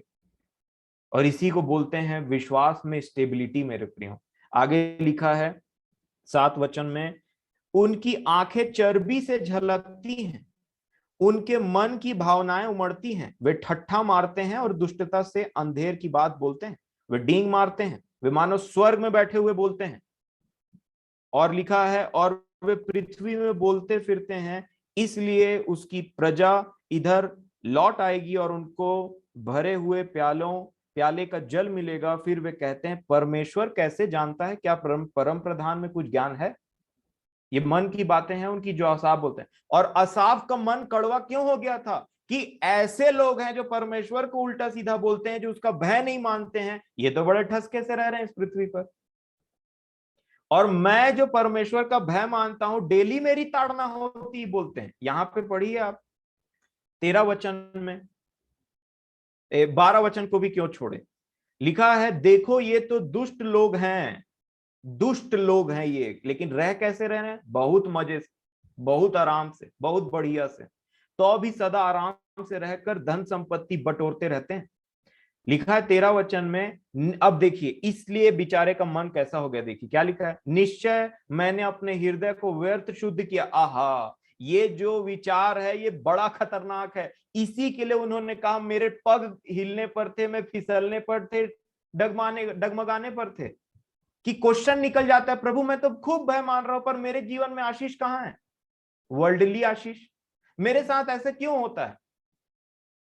कई बार लोग अपने बहुत ही करीबी पर्सन को खो देते हैं। कोई माता को खो देता है, कोई पिता को खो देता है, कोई भाई, कोई बहन, कोई बच्चे को खो देता है, और उसके बाद से वो ऐसा रूठते हैं परमेश्वर पिता से कि मनाना बहुत मुश्किल हो जाता है। क्योंकि उन विचारों के मन में सिर्फ एक ही प्रश्न रहता है कि प्रभु मेरे साथ में ऐसा क्यों? कई बार कुछ बीमारी हमको ऐसा पकड़ लेती है जो ठीक नहीं होती है, और उसके बाद से हमारे मन में एक ऐसा प्रश्न उत्पन्न होता है कि प्रभु मेरे साथ क्यों? और अगर आप हैं तो मेरे साथ ऐसा क्यों हो रहा है? बेचारे अयूब भी इस बात में फंस गए और बोलते हैं कि मैं अपना मुकदमा परम प्रधान के सामने में लड़ूंगा। परंतु मैं समझता हूं, मेरे को अय्यूब के विषय में कोई हिम्मत नहीं कुछ कहने का, परंतु मैं समझता हूं अगर अय्यूब उस चीज में कंटिन्यू कर जाते थोड़ा दिन और में ना, तो मैं समझता हूं कि परमेश्वर पिता की ओर से जो उनकी सराहना होती और वो दुगना होता। क्योंकि मेरे प्रियो अय्यूब को लग तो रहा था कि मेरे साथ में मेरा परमेश्वर नहीं है, मुझे उसने छोड़ दिया, इसलिए वो कहते थे, मेरे जवानी के समय थे वो तो, जब परमेश्वर की फ्रेंडशिप मेरे तंबुओं में वास करती थी, मैं तो खूब आनंदित रहता था। जब जवान मेरे सामने में झुका करते थे, खड़े हो जाते थे, पूर्णिये गेट में जो फाटक में बैठे रहते थे वो खड़े हो जाते थे, मेरा इतना आदर और इज्जत था। आज तक तो अब तो मेरे सामने में थूक करके निकल जाते हैं। लेकिन इन सब चीजों के बाद में भी आप विश्वास करेंगे परमेश्वर अय्यूब के साथ थे, और परमेश्वर पिता की नाराजगी की वजह से अय्यूब के ऊपर में ये चीजें नहीं हो रही थी मेरे प्रियो। परंतु स्थितियां, परिस्थितियां, नेगेटिव थॉट हमारे को, हमारे ही ऊपर में ऐसा क्वेश्चन करने का, वो करने का मतलब क्वेश्चन करता है कि क्या कहीं से तेरे से तो कोई बहुत बड़ा पाप नहीं हो गया, क्या ऐसा तो नहीं हो गया, क्या वैसा तो नहीं हो गया। फिर कुछ लोग बोलते हैं मेरा ना नसीब ही खराब है, इस मामले में मेरा लक ही खराब है, मेरा ये है, मेरा वो है, और इसी को लेकर के आसाफ मेरे प्रियो बहुत ही निराश और उदास हो गए, बहुत ही निराश और उदास हो गए। हम देखते हैं कि पुराने नियम में और नए नियम में भी इवन मतलब परमेश्वर पिता के कार्य करने के तरीके को, उनको एक्चुअल में हन्ना को शमूएल देना था और बांझ करके रखे थे उन्होंने। उन्होंने एक्चुअल इलिशिबा को यूहन्ना बपतिस्मा दाता देना था, परंतु बांझ बना करके रखा था। और यीशु मसीह ने उसी बांझ के पुत्र को, जो बांझ थी और जिसके कोख को परमेश्वर ने खोला, उसको इस जीवन, इस स्वर्ग और पृथ्वी के मालिक ने कहा था कि यूहन्ना बपतिस्मा दाता से बड़ा कोई इस पृथ्वी में नहीं है, जो स्त्रियों में से पैदा हुआ। जिसको एक्चुअली हम जब स्ट्रगल करते रहते हैं और उसको हम अपने ऊपर में एक श्राप या फिर एक ऐसा नेगेटिव चीज को समझते रहते हैं, मेरे साथ क्यों ऐसा, शायद परमेश्वर मेरे से नाराज है, उसमें से आशीष निकलेगी अगर हम, मैं और आप विश्वास करेंगे तो। और इसी क्वेश्चन को, इसी डाउट को प्रभु यीशु मसीह के अंदर में भी आखिरी टाइम तक शैतान डालने की कोशिश कर रहा था। अगर तू परमेश्वर का पुत्र है तो उतरा, क्रूस से निकला। यीशु यीशु जानते थे कि मैं परमेश्वर का पुत्र हूं और इसके लिए मुझे इस व्यक्ति को प्रूव करने की जरूरत नहीं है। एक दिन आएगा, ये मुझे सिंहासन में देखेगा और मेरे सामने घुटना टेक करके खड़ा होगा, क्योंकि मैं इसका न्याय करूंगा। उससे पहले मुझे इसको कोई सफाई देने की जरूरत नहीं। उनको पता था मेरे परमेश्वर और मेरा लिंक क्या है। इसीलिए मेरे प्रियो, जो लोग इस ज्ञान को नहीं समझ पाते हैं, आज परमेश्वर अपनी कलीसिया पर इस बात को प्रकट करना चाह रहा है, अगर तुम दुख उठाते हो तो ये मेरी इच्छा से मेरे पुत्र के द्वारा, मेरे पुत्र के राज्य में राज्य करने के लिए तुम दुख उठाते हो, क्योंकि इसी में तुम्हारी महिमा है। अगर तुम दुख उठा करके अपने परिवार की सेवा करते हो, इसमें तुम्हारी महिमा है। अगर तुमको लोग गलत समझते हैं फिर भी तुम सेवा करते हो, इसमें तुम्हारी महिमा है। और इसीलिए हमको मसीह की आत्मा दिया, जिसको मूसा को भी दिया था, तो उसने दुख उठाया 40 वर्ष तक, भेड़ बकरी चरा रहा है, उसको ये भी नहीं पता था कि मैं क्या परमेश्वर का सेवा करूंगा, भेड़ बकरी चराने के लिए भेज दिया। लेकिन उसमें से निकल के क्या आया? पृथ्वी का नम्र व्यक्ति, उस समय का, जब तक यीशु मसीह नहीं आए। और उसके बाद में अब देखिए कि परमेश्वर पिता एक्चुअल में हमें तोड़ते हैं मेरे प्रियो, और दुख उठाने अपने पुत्र के स्वभाव में डालते हैं मेरे प्रियो, ताकि हम ना घमंडी बने, ना अहंकारी बने, और ना कोई इस प्रकार की बातें हमारे जीवन में आए। कभी कभी परमेश्वर पिता हमें पैसों से टेस्ट करते हैं, ज्यादा दे करके, हटा करके।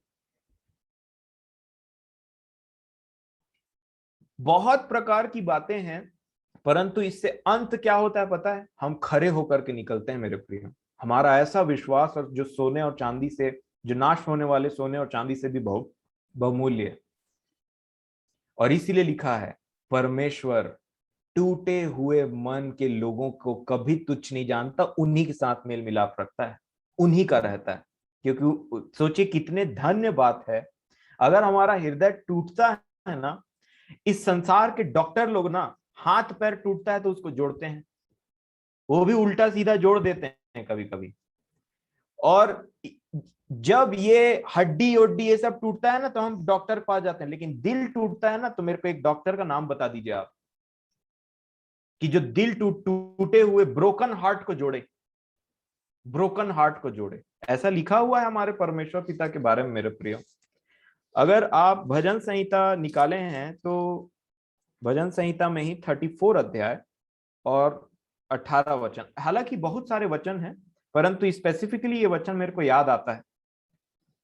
भजन संहिता 34 का 18 लिखा है, यहोवा टूटे मन वालों के समीप रहता है। इंग्लिश में लिखा है, the lord is near to the broken hearted, जिनका हृदय चकनाचूर हो जाता है। भजन संहिता 34 का 18 है ना। यहोवा टूटे मन वालों के समीप रहता है और पिसे हुओं का उद्धार करता है। परमेश्वर पिता अहंकारियों के करीब नहीं रहता है, परमेश्वर पिता दुराचारियों के करीब नहीं रहता है, परंतु परमेश्वर पिता टूटे हुए हृदयों के करीब रहता है। इसीलिए हमारे जीवन में नाना प्रकार की विपत्तियां आती है ताकि हमको मसीह के समान बना दे। और इसीलिए 73 में आप कंटिन्यू करेंगे 73 का 14 वचन में भजन संहिता का, तो यहाँ पे ऐसा लिखा है, निश्चय 14 वचन में पढ़ूंगा, क्योंकि मैं दिन भर मार खाता आया हूं और प्रति भोर को मेरी ताड़ना होती आई है। मैं तो खूब मार खाया हूं, वचन से मेरे को खूब मार पड़ता था, खूब मेरे को परमेश्वर पिता की ताड़ना में हुई, प्रति भोर मेरी ताड़ना होती, मेरा हृदय टूटता था, सब वेस्ट निकला। क्यों? क्योंकि मेरी उन्नति इस पृथ्वी के लोगों के साथ साथ नहीं हो पा रही, इसलिए तो असाफ का मन टूटा था और उसके मन बोलते हैं मेरे पग जो हैं वो उखड़ने पर थे। 15 में लिखते हैं, यदि मैंने कहा होता मैं ऐसा ही करूंगा तो देख मैं तेरी संतान के साथ क्रूरता का व्यवहार करता। फुल स्टॉप लगा दिया असाफ ने ठीक टाइम में। और 16 वचन में लिखा है, जब मैं सोचने लगा कि इसे मैं कैसे समझूं, ये तो मेरी दृष्टि में अति कठिन समस्या थी। बहुत कठिन बात थी मेरे दिमाग में ये, कि दुष्ट लोग कैसे फलते फूलते हैं, क्यों इनके साथ में अच्छा ही होते रहता है, सब चीज भला होते रहता है। उधर अय्यूब भी 21 अध्याय में वही बात कर रहे थे। 21 अध्याय 7 वचन से आप आगे पढ़ेंगे तो वो बोलते हैं, और इसलिए वो बोलते हैं मैं इसे कैसे समझूं। फिर वो बोलते हैं 17 वचन में, जब तक कि मैंने ईश्वर के पवित्र स्थान में जाकर उन लोगों के परिणाम को ना सोचा। क्या होगा रे तुम्हारा, इस पृथ्वी में तो तुम बहुत सुख चैन से और अच्छे से तुम अपना जीवन बिता लोगे और परमेश्वर के भय के बिना जीवन बिता लोगे। और तुम जो बोलते हो कि क्या परम प्रधान में कुछ ज्ञान है, क्या वो कुछ देखता है, तो परमेश्वर ने स्वयं इस बात का उत्तर 50 अध्याय में दिया था। और उन्होंने क्या कहा था, तू जो ऐसे ऐसे बुरे काम करता है तो तूने क्या सोच लिया कि परमेश्वर भी बिल्कुल मेरे ही समान है, वो भी नहीं देखता है, परंतु मैं तुझे तेरी आंख के सामने ठीक ठीक दिखाऊंगा। क्योंकि लिखा है, जो जैसा बोता है वो वैसा काटता है मेरे प्रिय। अब इस बात को समाप्त करते हुए, क्योंकि बात बहुत बड़ी है पर मैं समझता हूं आप इस पर विचार जरूर करेंगे, और आज इस ज्ञान को जो परमेश्वर ने अपनी कलीसिया पर प्रकट किया है, जिनमें मसीह की आत्मा है, वो एक निर्णय जरूर ले लें, और तभी हम समझ पाएंगे कि यीशु ने उस चीज को कैसे सह लिया, क्योंकि हम में भी मसीह की आत्मा वास करती है मेरे प्रियो। और आज इस महान ज्ञान को परमेश्वर अपने लोगों पर प्रकट कर रहा है कि हर बातों में हमें दुख उठाना है। अगर कुछ तुम्हारे मन में किसी दूसरे के लिए कुछ बात है, किसी ने कुछ गलती किया है, तो पौलुस बोलते हैं उसे क्षमा कर दो, जैसे तुमको भी परमेश्वर ने क्षमा किया है ना। सब बातों में दुख उठाओ, मन के पीसे हुए बनो, अपने मसीह के समान बनो, ताकि जब मैं और आप इस पृथ्वी पे सोएंगे ना, जब मृत्यु मेरे और आपके सामने में खड़ी होगी ना, तो हम बोलेंगे कि आजा। डरता कौन है?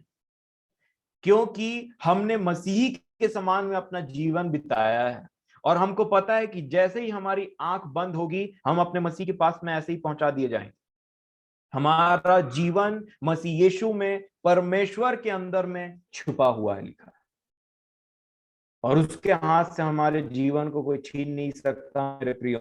मृत्यु और अधोलोक की कुंजी को वो अपने हाथ में रखता है, चाबी का छल्ला बनाकर, क्योंकि लिखा है the key of Hades and the key of death, ये मेरे यीशु मसीह के हाथ में प्रकाशित वाक्य में ऐसा लिखा। और इसीलिए जब यीशु मसीह को इस बात का प्रगटीकरण करना था, तो आइए देखिए कलीसिया के ऊपर में उन्होंने एक बात को, आप इसको पढ़ेंगे परंतु मैं यहाँ पे कलीसिया के बारे में आपको कुछ बात दिखाना चाहता हूं। प्रकाशित वाक्य की पुस्तक 2 अध्याय और 8 वचन। प्रकाशित वाक्य 2 अध्याय 8 वचन। स्मुरना की कलीसिया के दूत को यह लिख, जो प्रथम और अंतिम है, जो मर गया था और अब जो जीवित हो गया है, वह यह कहता है कि मैं तेरे क्लेश और दरिद्रता को जानता हूं, परंतु तू धनी है ना। मैं तेरे क्लेश को भी जानता हूं, मैं तेरे गरीबी, दरिद्रता मतलब गरीबी होता है, संसारिक रूप से तू बहुत गरीब है। प्रभु यीशु मसीह ने ऐसी कलीसिया को, जो उसके वन ऑफ द फेवरेट कलीसिया में से थे, क्या अमीर बना दिया रातों रात? नहीं, दरिद्र रखा, इस पृथ्वी पर दरिद्र रखा। और उस दरिद्रता का परिणाम क्या हुआ? वो कहते हैं तू धनी हो गया। उस दरिद्रता में दुख को सहते सहते तू तो मेरे करीब में और बढ़ गया, तू तो धनी हो गया। और जो कलीसिया बोल रही थी, प्रभु यीशु मसीह बोलते हैं कलीसिया को, तू बोलता है मैं खूब धनी हूं, तो तुच्छ और अभागा और नंगा है, ऐसा बोल दिया।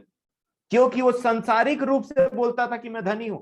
और ये बेचारे स्मुरना के कलीसिया वाले बोलते हैं, उनके विषय में कहा कि मैं तेरे क्लेश और दरिद्रता को जानता हूं, परंतु तू धनी है। क्लेश को जानता हूं इसलिए तू धनी है, दरिद्रता है उसमें भी तू मुझसे प्रेम करता है इसलिए तू धनी है। तू मेरी नजर में धनी है, भले संसार के लोगों की नजर में तू गरीब हो। और आगे क्या लिखा? और जो लोग अपने आप को यहूदी कहते हैं और है नहीं, पर शैतान की सभा है, उनकी निंदा को भी जानता हूं। ये तो अच्छी अच्छी बात को कर रहे हैं हमारे प्रभु इस कलीसिया के बारे में बात। तो ये 10वें वचन में क्या लिख दिया? जो दुख तुझको झेलने होंगे उनसे मत डर। तो भाई दुख क्यों झेलेंगे ये लोग? ताकि जब ये सोए शारीरिक जीवन में तो मसीह के साथ में राज्य करें, इसलिए दुख सहला रहा है, मतलब सहने के लिए उनको अपॉर्चुनिटी दे रहा है। क्या हम बोलते हैं ना कि बाइबल में 365 बार लिखा है या उससे भी ज्यादा कि मत डर मत डर? क्यों लिखा उसका मैं समझता हूं, 10वें वचन में पूरा साफ लिखा है। क्यों लिखा मत डर? क्या लिखा है देखिए 10वें वचन में, जो दुख तुझको झेलने होंगे उनसे मत डर। तो आप सोच लीजिए, वो 365 बार यहाँ पे प्रकाशित वाक्य में खत्म होता है कि जो तू दुख उससे झेलने है ना, तू उससे मत डर, मैं हूं तेरे साथ में। मैंने दुख सहा है और मैं अपने पिता का एक लौता और उसका दुलारा बन गया, और सब चीज पिता ने मेरे हाथ में कर दी। कैसे? दुख सहकर, दुख सहकर। क्योंकि देखो शैतान तुम में से कुछ को जेल खाने में डालने पर है, ताकि तुम परखे जाओ, और तुम्हें 10 दिन तक क्लेश उठाना होगा। अब प्रभु के प्रियो को प्रभु अलाउ करते हैं, ले भाई शैतान तू भी आज मान ले थोड़ा। इनके ऊपर तो इनके ऊपर तो मेरे को भरोसा है। जैसे परमेश्वर ने अय्यूब को सामने कर दिया था ना, प्रभु यीशु मसीह ने स्मुरना के कलीसिया वालों को सामने कर दिया, ले शैतान फिर से तेरी बारी आ गई, और उनको धाड़स बंधवाया मेरे प्रियो। आप देखिए प्रभु यीशु मसीह ना शैतान को रोक नहीं रहे वहां पे, परंतु विलिंगली, जैसा उन्होंने अय्यूब को सामने किया था वैसे वो स्मुरना की कलीसिया को सामने कर रहे हैं। क्यों? दुख उठाने के लिए। अय्यूब को सामने क्यों किया? दुख उठाने के लिए, क्योंकि उनको पता था इससे और सिद्धता आती है और प्रेम में गठते चले जाते हैं, क्योंकि इसके बाद शैतान तो कुछ कर ही नहीं पाएगा इनके जीवन में अगर ये दुख उठाने में ये आनंदित हो गए। तो आगे लिखा है, शैतान तुम में से कुछ को जेल खाने में डालने पर है, ताकि तुम परखे जाओ, और तुम्हें 10 दिन तक क्लेश उठाना होगा। 10 दिन, प्राण देने तक विश्वासी रहे, प्राण देने तक विश्वासी रहे। मतलब हो सकता है कि तुम में से कुछ निपट जाओ, मर जाओ, खत्म हो जाओ। उतना टाइम अगर प्राण भी देना पड़े ना, तो मेरे नाम से मत मुकरना, क्योंकि तुम जैसे ही प्राण इस पृथ्वी पे त्यागोगे, क्या लिखा? तो मैं तुझे जीवन का मुकुट दूंगा। प्राण देने तक विश्वासी रहे तो मैं तुझे जीवन का मुकुट दूंगा। आगे क्या लिखा? जिसके कान हो वह सुन ले कि आत्मा कलीसियाओं से क्या कहता है। और ये कान प्रभु ने आज हमको दिया है मेरे प्रिय। जिसके कान हो वो सुन ले कि आत्मा कलीसियाओं से क्या कहता है। और इसीलिए मेरे प्रियो, अब देखिए, इतने कलीसियाओं का नाम लिया, फिलाडेल्फिया को और स्मुरना की कलीसिया को क्या बोला? शैतान तुम में अटैक करने पर है, तुम शैतान की सभा की जगह में रहते हो, लेकिन फिर भी तुम मेरे नाम से दुख उठाते उठाते थका नहीं, क्योंकि दुख उठाने के लिए मैंने ही तुझे अलाउ किया था। और ये परमेश्वर का वो ज्ञान है जो मसीह में उसकी कलीसिया तक पहुंच रहा है मेरे प्रिय। दुख उठाना, बुरे काम के लिए दुख उठाना, अन्याय सहना, इसी के लिए तो तुम मसीह में बुलाए भी गए हो, ऐसा लिखा है। ये वो बातें हैं जो नॉर्मल इंसान के चित्त में नहीं चढ़ती हैं, कि मैंने गलत नहीं किया तो अगला मेरे को क्यों मारेगा, मैंने गलत नहीं किया तो अगला मेरे बारे में क्यों बोलेगा। नहीं बोल सकता वो, ये तो संसार के लोग बात करते हैं, परंतु एक व्यक्ति को जिसके अंदर में प्रभु अपने आत्मा को दे देता है ना, वो बोलता है मैंने गलत नहीं किया, तो भी ये संसार मुझ पर उंगली उठाता है, क्योंकि मुझे में मसीह की आत्मा है। मेरे घर के लोग मेरे को नहीं समझ पाते हैं, कई बार पड़ोसी नहीं समझ पाते, कलीग नहीं समझ पाते, इधर नहीं समझ पाते, उधर नहीं समझ पाते, परंतु मैं हमेशा भलाई करूंगा, और जो दुख मुझे रिटर्न में मिलेगा ना, उसके लिए मैं परमेश्वर का धन्यवाद दूंगा। ये सिर्फ कहने वाली बात नहीं है मेरे प्रियो। हालांकि मैं इस मामले में बहुत एक्सपर्ट तो नहीं हूं ऐसा जीवन जीने के लिए, परंतु जब से ये ज्ञान प्रभु ने मुझ पर प्रकाशित किया, मेरा हृदय गदगद हो गया, और मैं अपने जीवन के क्लेशों को बड़े आनंद से मैं बोला कि प्रभु मुझे दुख होता है, और मेरी प्रैक्टिस नहीं है ना ऐसा जीवन जीने के लिए, तो मैं थोड़ा सा ना इसमें मेरा जो जीवन है ना इसमें अभी तक स्टेबल नहीं हो पाया। परंतु चूंकि आपने प्रकट किया है कि अच्छे काम के लिए भी अगर तुम दुख उठाते हो, कुछ तुम्हें दुख परेशानी होती है, तो मसीह की आत्मा तुम में वास करती है। और दुख उठाना मसीह जीवन में एक बहुत ही विशेष एक अवसर है जो हर किसी को नहीं मिलता है। और उसी प्रकार मेरे प्रियो, मैं आपको भी आज एनकरेज करना चाहता हूं कि ये जो महान ज्ञान है जो स्टार्टिंग से छुपा था और लोग समझ नहीं पाते थे, पुराने पुराने वाचा के लोग कभी इस बात को नहीं समझे सिवाय कुछ के जिनमें मसीह की आत्मा थी, और उनको ये अवसर मिला मेरे प्रिय। उसी प्रकार आज मुझे और आपको ऐसा अवसर मिला। हमारे जब दिल टूटते हैं ना किसी चीज को लेकर के, तो वो परमेश्वर पिता जानते हैं और वो हमारे और करीब आ जाते हैं। सोचिए, कोई आपका हृदय तोड़ता है, दिल तोड़ता है, तो परमेश्वर पिता के आप और करीब पहुंच जाते हैं, क्योंकि लिखा है वो तो टूटे हुए हृदय के, टूटे हुए मन वालों के बहुत ही करीब रहता है। कोई ऐसी बीमारी जो हमारे हृदय को तोड़ती है, कोई ऐसा क्लेश जो हमारे हृदय को तोड़ता है, कोई गरीबी, क्या, इसीलिए तो पौलुस बोलते हैं, क्या चीज मुझे मसीह के प्रेम से अलग करेगी, जरा नाम लेकर के बताना। कौन सी चीज? क्या गरीबी, क्या भूखमरी, क्या आज वर्तमान, क्या फ्यूचर, क्या स्वर्गदूत, क्या प्रधानताएं, क्या ऊंचाई, क्या नीचाई? कुछ नहीं, कुछ नहीं। और इसीलिए मेरे प्रियो, मसीह की आत्मा का बहुमूल्य मैं समझता हूं आज एक प्रकाशन जो मेरे लिए बहुत ही एक ट्रेजर के समान में है। और मुझे दुख तो होता है बहुत सारी बातों के लिए, परंतु मैंने एक बात को जाना, मैं हमेशा से पूछता था कि परमेश्वर पिता, मेरे परिवार वाले इतने दूर रहते हैं, और यहाँ पे अब मेरा मतलब ऐसा हो जाता है कि मैं इतना दूर रहता हूँ, परिवार वाले दूर रहते हैं, और बहुत सारे चीजों में मिल नहीं पाना, और लोगों के साथ में दूर रहना, और एक ऐसी जगह में रहना जहाँ की भाषा भी थोड़ा सा बोलने में तकलीफ होता है, और अपने लोगों को खोजने के लिए आंख इधर उधर भी दौड़ता है, तो फिर वहां मिलते नहीं है। तब मुझे परमेश्वर पिता ने बोला कि तूने तो बोला था मसीही बना, तो ये इसी का प्रोसेस है। तूने तो प्रार्थना की थी, इसका उत्तर है। देख जरा मूसा के जीवन को, मैंने उसके परिवार वालों से उसको अलग निकाल करके चरवाही में भेजा। देख याकूब के जीवन को, और जब जब मैंने लोगों के जीवन में काम किया है, उनको दुख हुआ है, वो दूसरे लोगों को उनका जीवन समझ में नहीं आया है, लेकिन जब जब वो चमके हैं ना, तब तब उनकी ज्योति दूसरों पर चमकी है। तो ये तो मसीह जीवन का मेरे प्रियो प्रोसेस है। अब आप समझ लीजिए, मसीही जीवन जीना है तो मैं नहीं बोलता कि हर समय दुख आता है। हर समय दुख आना, वो हर किसी के अलग अलग जीवन की बात है, और परमेश्वर से उनका संबंध अलग अलग तरीके से है कि उनके जीवन में क्या चल रहा है। आपके जीवन में कुछ अलग प्रकार की परेशानी, मेरे जीवन में कुछ अलग प्रकार की परेशानी, लोगों के जीवन में हर प्रकार से अलग अलग प्रकार की परेशानी होती। लेकिन हर प्रकार की परेशानी में हमको एक एटीट्यूड को याद रखना, उसके बिना आज का वचन शायद पूरा, बिल्कुल भी पूरा नहीं होगा। इसीलिए एक आखिरी वचन को पढ़ूंगा और उसी से ये पूरे बात का जो मतलब बोलना चाहूंगा एंड है ना, वो खत्म होगा। और उसको हम देखेंगे यही पहला पत्रस की पत्री में, वही वचन जो हम पढ़ रहे थे, पहला पत्रस की पत्री और दूसरा अध्याय और 20 वचन। पहला पत्रस की पत्री दूसरा अध्याय और 20 वचन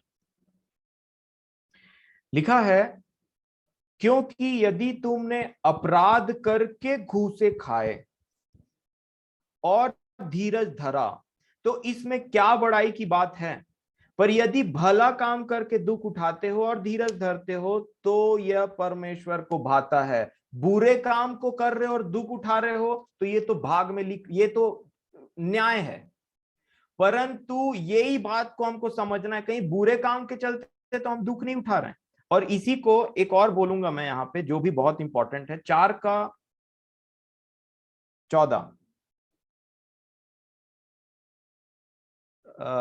12 से पढ़ूंगा मैं, 4:12 से, पहला पत्रस 4:12। हे प्रियो, जो दुख रूपी अग्नि तुम्हारे परखने के लिए तुम में भड़की है, इससे यह समझकर अचंभा न करो कि कोई अनोखी बात तुम पर बीत रही है। ये तो नॉर्मल है, बोलते हैं मसीह जीवन में तो नॉर्मल है, अनोखी बात कहां। 13 वचन में क्या कहा, पर जैसे जैसे मसीह के दुखों में सहभागी होते हो। देखिए किस में सहभागिता होना, हम बोलते हैं ना कि मसीह, परमेश्वर और यीशु और पवित्र आत्मा की सहभागिता, ये मसीह की सहभागिता है, दुख की सहभागिता। जैसे जैसे मसीह के दुखों में सहभागी होते हो आनंद करो, जिससे उसकी महिमा के प्रकट होते समय भी तुम आनंदित और मगन हो। आगे क्या लिखा, फिर यदि मसीह के नाम के लिए तुम्हारी निंदा की जाती है तो तुम धन्य हो, क्योंकि महिमा का आत्मा जो परमेश्वर का आत्मा है तुम पर छाया करता है। अब देखिए 15 वचन में यहां पे उसी को समझाते हुए ना एक विशेष वार्निंग दिया उन्होंने, तुम में से कोई व्यक्ति हत्यारा या चोर या कुकर्मी होने या पराये काम में हाथ डालने के कारण दुख ना पाए। ये दुख अलग है, टोटली ये दुख अलग है। गलत काम किया उसके वजह से दुख मिला, ये दुख अलग है। लेकिन सही होते हुए भी, सही सेवा करते हुए भी, परिवारों में हर जगह में उसके बाद में दुख मिल रहा है, तो मसीह के दुख में तुम सहभागी होते हो, क्योंकि तुम मन में परमेश्वर को जान करके दुख उठाते हो उस बात को लेकर के। और यहां पे 15 वचन में क्या लिखा, हत्यारा, चोर, कुकर्मी, और उसके बाद में क्या लिखा, या पराये काम में हाथ डालने के कारण दुख उठाना। क्या लिखा है इंग्लिश में, एज अ मेडलर। मेडलर एक नीति वचन आपको याद आता होगा, जो पराये झगड़ों में विघ्न डालता है या फिर उसमें इन्वॉल्व होता है, वो कुत्तों को मानो कान के समान कान से पकड़ता है। और मेडलर का मतलब ये होता है कि बिना मतलब के दूसरे के बिजनेस में टांग अड़ाना और बोलना कि उसमें फिर कुछ ऐसा हो जाना, बोलते हैं कि ये तो मेरे को फंसा दिया, वो तो मेरे साथ ऐसा कर दिया। कई बार ऐसा होता है कि जहां हमको काम भी नहीं रहता, लेकिन बहुत ज्यादा फ्री होने की वजह से लाइफ में हम इधर उधर थोड़ा हो जाता है कि उसके जीवन में क्या चल रहा है, उसकी बात इधर से उधर, उधर से इधर, और ये वो, ये होता है मेडलर। पराये काम में हाथ डालने के कारण दुख ना पाए, लिखा हुआ है यहाँ पे सामने साफ साफ। मेडलर होने के कारण अगर तुम दुख पाते हो तो वो दुख मसीह वाला दुख नहीं। इसीलिए मेरे प्रियो, अब मैं इस बातों को, समय तो मैंने ज्यादा ले लिया आज, आप क्षमा करें इस चीजों के लिए, परंतु बात ऐसी है कि वो जो ज्ञान बोलते हैं ना, ये वही क्रूस का ज्ञान है जो संसार के लिए मूर्खता है, जो नाश होने वालों के लिए मूर्खता है। मेरे प्रिय, प्रभु मेरी और आपकी सहायता करें, और इन दुखों में किस प्रकार बाइबिल में जो नई वाचा के लोग हैं आनंद मनाते थे, जो मेरी और आपके समझ में कई कई बार नहीं आता है, कि कैसे जेल में आनंदित हो रहे थे, ये कैसे उतना टाइम ये गाना गा रहे थे और स्तुति कर रहे थे, भजन कर रहे थे, प्रार्थना कर रहे थे, ये मेरी समझ में नहीं आता था। परंतु इस बात को समझने में प्रभु ने मेरी इस प्रकार से सहायता की और मुझे समझाया कि मसीही जीवन क्या है। तो मैं समझता हूं कि अभी तो सिर्फ हम उस चीज को समझ करके उसमें आगे बढ़ने की कोशिश कर रहे हैं।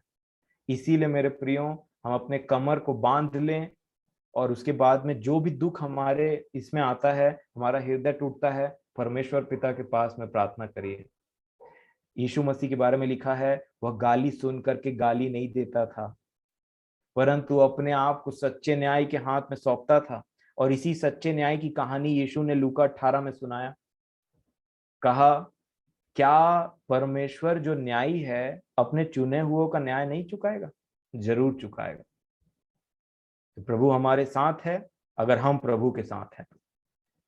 तो परमेश्वर पिता प्रभु यीशु मसीह के नाम से आप सबों को हिम्मत प्रोवाइड करें, धीरज, एंड्योरेंस प्रोवाइड करें, और इनको हम अपने लिए एक आशीष का कारण समझें कि हम अच्छे कामों के लिए दुख उठाते हैं। तो इन बातों से आपको एनकरेजमेंट मिले, और मेरे लिए तो ये बहुत बड़ा एक ज्ञान और एक बहुमूल्य ट्रेजर के समान रहा है। मैं आशा करता हूं कि प्रभु यीशु मसीह की दया से आपके लिए भी ये बातें उतने ही इंपॉर्टेंट रहें। कठिन जरूर है, लेकिन जिएंगे तो अनुग्रह है, जो हमारी निर्बलताओं में उसकी सामर्थ्य सिद्ध होती है।